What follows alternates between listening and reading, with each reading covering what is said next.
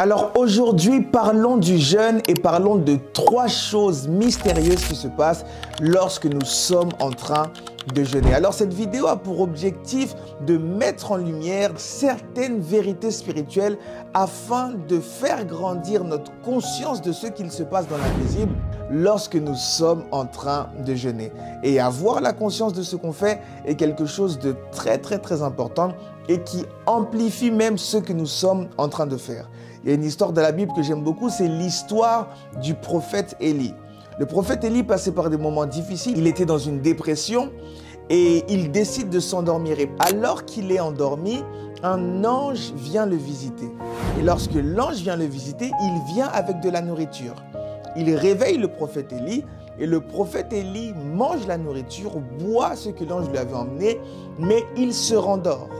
Alors l'ange vient une deuxième fois avec la même nourriture et il réveille une fois de plus le prophète Élie, mais cette fois-ci en lui disant quelque chose. Il lui donne une information, il réveille sa conscience et il lui dit « mange et bois » car le chemin est encore long.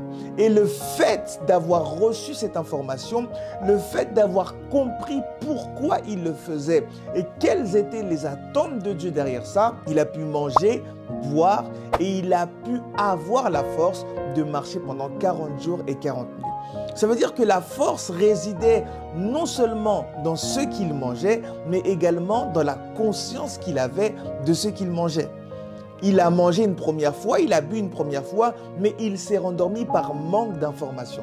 Et l'objectif de cette vidéo, c'est justement de vous communiquer des informations afin d'éveiller votre conscience pour que votre vie de jeûne ne soit plus jamais la même et pour que votre vie de jeûne passe à un autre niveau.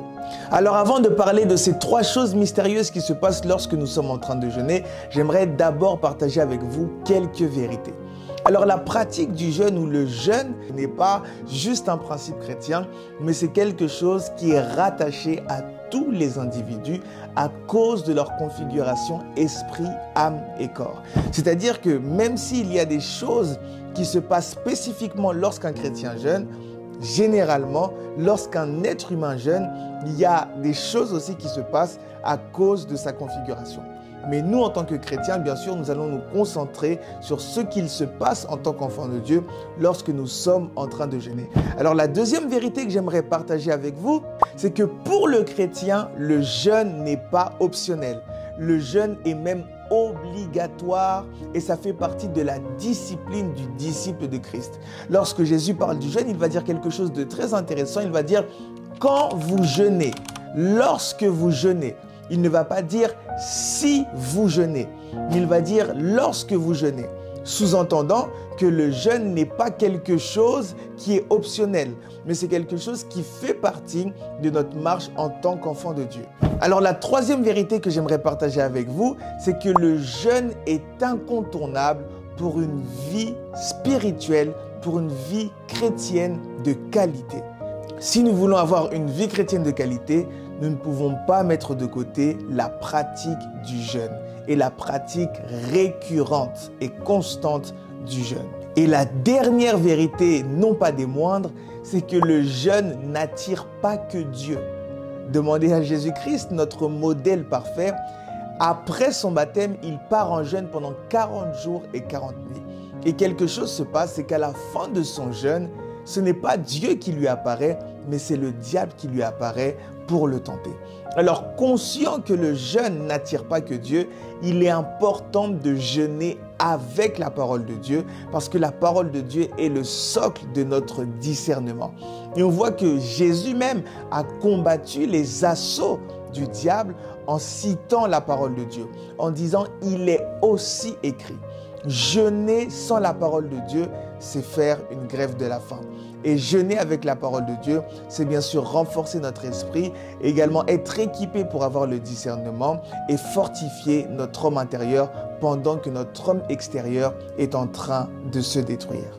Alors parlons maintenant des 3 choses mystérieuses qu'il se passe lorsqu'un enfant de Dieu, lorsqu'un chrétien décide de jeûner. La première chose qu'il se passe, c'est que le vieil homme perd son emprise sur nous. le vieil homme perd en force. Alors qu'est-ce que le vieil homme? Le vieil homme correspond à notre ancienne nature, la nature qui aime le péché, la nature qui collabore avec la puissance de la chair et qui nous empêche de faire la volonté de Dieu. Il y a quelque chose d'intéressant qui va se passer et je pense que plusieurs l'ont déjà remarqué. Au début, lorsque vous allez commencer à jeûner, il peut arriver que vous soyez un peu tendu, que vous soyez un peu sur la défensive, que vous soyez un peu colérique. C'est le vieil homme qui cherche un peu à se manifester et qui utilise ses dernières forces pour pouvoir prendre le dessus. Mais plus vous allez jeûner et plus vous allez vous rendre compte que vous n'avez plus la force même de vous mettre en colère et que même ces pulsions-là charnelles, ces convoitises-là qui étaient dans votre âme commencent à mourir petit à petit. Parce qu'en vérité, ce que tu nourris, c'est ce qui prendra le dessus sur toi. Alors lorsque nous jeûnons, c'est vrai que le corps se prive, mais derrière le corps, il y a la chair qui est greffée au corps qui s'affaiblit. Et ça permet donc au vieil homme de pouvoir perdre son emprise sur nous. Chose qui est très importante lorsque nous voulons grandir de la ressemblance de Christ et lorsque nous voulons vaincre certains traits de caractère qui des fois nous empêchent de manifester la volonté de Dieu. Une autre chose mystérieuse qui se passe lorsque nous sommes en train de jeûner, lorsque nous sommes en train de jeûner, nous sommes en train de rétablir l'ordre. De quel ordre je parle? Je parle de l'ordre parfait établi par Dieu lorsqu'il a créé l'homme, qu'il l'a formé et qu'il l'a placé en Éden. La Bible nous fait comprendre que l'homme est tripartite. L'homme est esprit, âme et corps. Et dans la pensée de Dieu, dans l'ordre de Dieu, l'esprit avait le dessus sur l'âme et le corps. Mais depuis la chute de l'homme, l'esprit a perdu sa position. L'esprit a perdu sa place. Et à cause de ça, beaucoup de choses se sont passées. Nous avons perdu une certaine sensibilité spirituelle, une certaine conscience spirituelle et même une connexion particulière avec le Dieu qui nous a créés, qui lui-même est esprit. Alors quand nous acceptons le Seigneur Jésus-Christ, notre esprit revit parce qu'il retrouve sa connexion avec la présence de Dieu qui est son environnement de vie. Il faut comprendre que l'esprit de l'homme puise sa force et puise sa vie dans la présence de Dieu parce qu'il vient de Dieu, il vient de la présence de Dieu. Il y a un mystère qui s'est fait lors de la création. Lors de la création, vous allez voir quelque chose d'intéressant dans le livre de Genèse, c'est que lorsque Dieu va créer ce qui va occuper les différents environnements qu'il a formés et qu'il a mis en place, il va libérer sa parole, il va parler à l'environnement et lorsqu'il va parler à l'environnement qu'il a déjà mis en place, les habitants de l'environnement, les occupants de l'environnement vont jaillir directement dans l'environnement. Par exemple, lorsqu'il s'agissait de créer les poissons dans l'eau, la Bible dit que Dieu va parler aux eaux.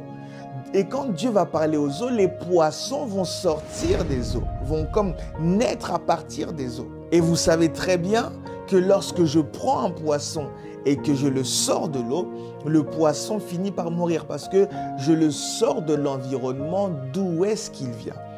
Mais lorsqu'il s'agissait de la création de l'homme, la Bible dit que Dieu dit « faisons l'homme à notre image ».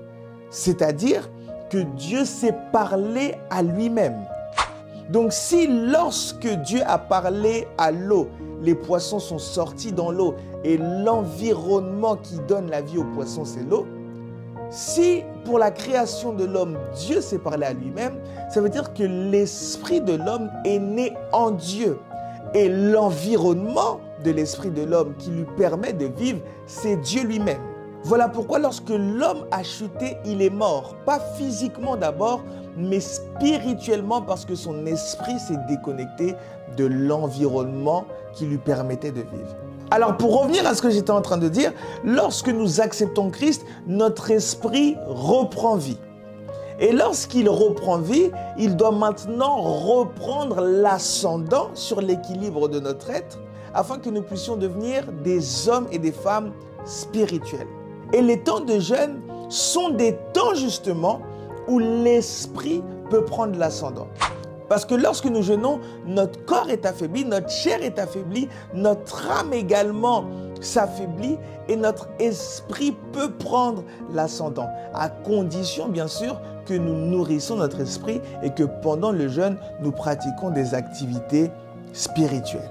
Alors, avant de partager la troisième chose mystérieuse qui se passe lorsque tu jeûnes, n'oublie pas de t'abonner à la chaîne YouTube parce qu'il y aura beaucoup de contenu de ce style.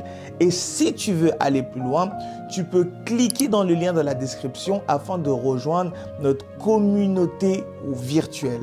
Nous avons une communauté virtuelle où nous prenons le temps de partager ce genre de connaissances et c'est une communauté qui rassemble aujourd'hui plus de 400 personnes qui viennent de différentes nations et qui ont soif d'en savoir plus sur Dieu, sur eux-mêmes, sur le monde spirituel afin de réellement briller et manifester la lumière de Christ. Ceci étant dit, la troisième chose mystérieuse qui se passe lorsque nous jeûnons, c'est que notre faim et notre soif de Dieu se réveillent et notre faim et notre soif de Dieu atteint une nouvelle dimension. C'est quelque chose qui m'arrive très souvent.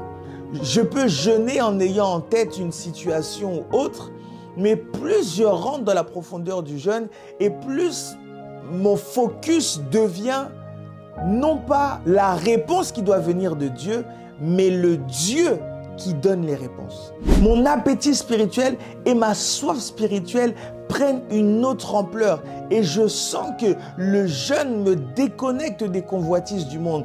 Le jeûne me déconnecte des réalités qui sont autour de moi et élève mon focus sur la personne de Dieu. Et comme David, je peux dire, mon âme a soif de toi.